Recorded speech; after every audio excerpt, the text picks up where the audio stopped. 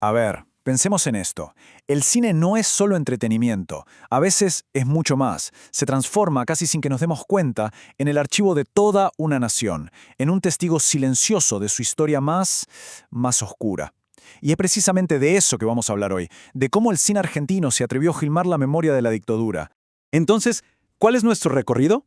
Bueno, vamos a ver cómo el cine fue construyendo esa memoria nacional. Primero, claro, hablando con mucho miedo. Después, ya con la llegada de la democracia, vinieron las primeras cuentas. Luego le daremos paso a la mirada de una nueva generación. Y al final, veremos cómo la justicia llegó a la pantalla grande. Es un camino, un arco narrativo que va, literalmente, de un susurro a un veredicto. Y esta idea es absolutamente clave. Pensemos que, en un país donde la historia oficial buscaba activamente borrar el pasado, el cine se convirtió en un verdadero espacio de resistencia, un lugar para el diálogo.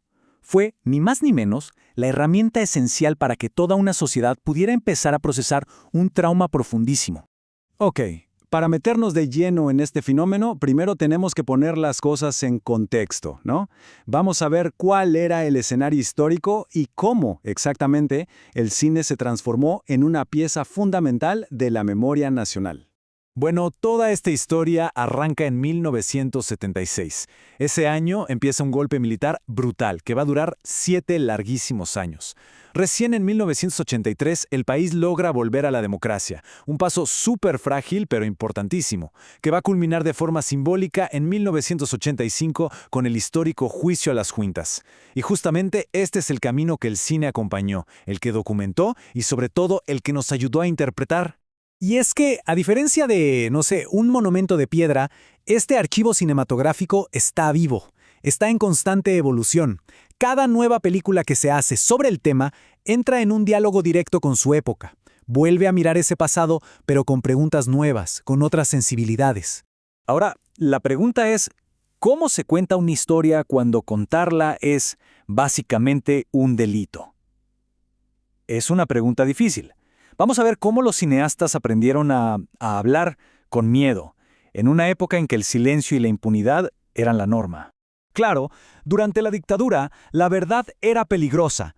Los cineastas no podían hablar claro y fuerte, así que tuvieron que aprender a susurrar, a usar metáforas, alegorías.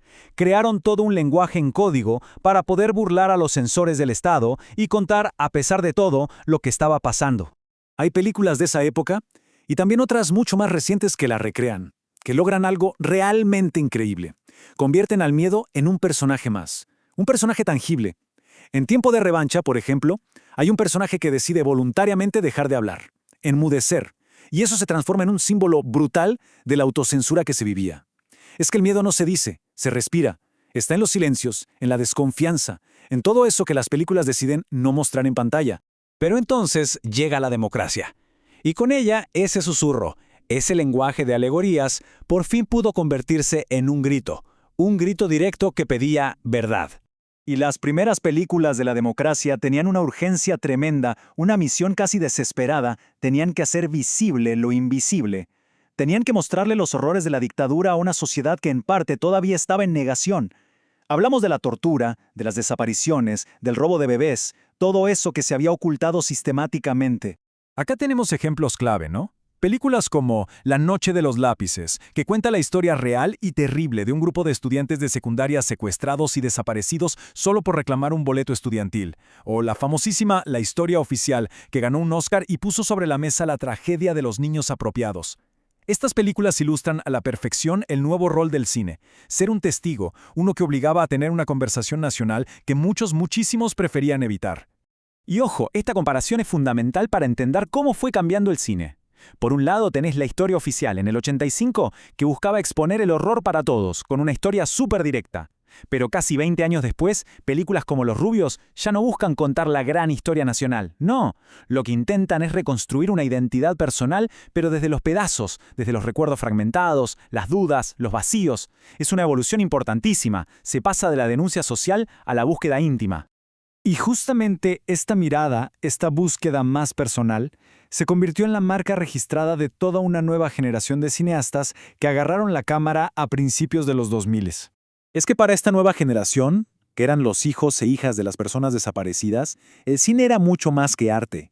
Se convirtió en una herramienta de investigación, una forma de meterse en el pasado de sus padres para intentar entender y sobre todo para tratar de construir su propia identidad, una identidad que estaba fracturada. Pensemos en películas como Los Rubios, donde la directora contrata a una actriz para que la interprete a ella misma y así poder explorar la ausencia de sus padres. Es una idea genial. O Infancia clandestina, que te cuenta la historia desde los ojos de un niño que vuelve del exilio y tiene que vivir con un nombre falso. Estas películas nos meten de lleno en el impacto emocional de la dictadura. Ya no se trata de la gran política, sino del miedo, de la identidad, de la pérdida, todo visto a través de los ojos de un niño. Y así llegamos a la evolución más reciente, una etapa en la que el cine asume casi literalmente el papel de un tribunal público.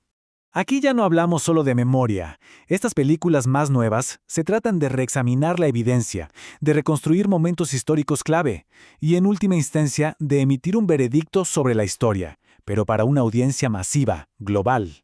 Dos ejemplos perfectos de esto son Argentina 1985, que reconstruye el juicio desde la mirada de los fiscales, y el increíble documental El Juicio. Ambos son modelos de lo que los expertos llaman justicia transicional, que son básicamente los procesos que ayudan a lidiar con un legado de abusos masivos.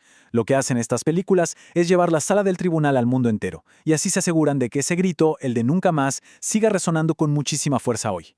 Y para que nos demos una idea de la dimensión de esto, ¿saben cuántas horas de archivo del juicio original revisaron los creadores del juicio? 530 horas. Un trabajo titánico para poder condensar todo el horror de esos testimonios en una sola película.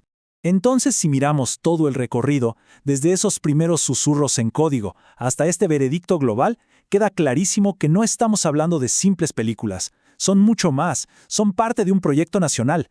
Un proyecto que todavía continúa, un proyecto de memoria, una verdadera lucha contra el olvido que se pelea fotograma a fotograma en cada pantalla. Y todo esto nos deja con una pregunta final, una idea para seguir pensando que destaca el papel tan vital que tiene el arte en cómo entendemos la historia. Cuando los hechos se discuten, cuando se intenta silenciar las voces, ¿puede el cine convertirse, al final de todo, en el último testigo?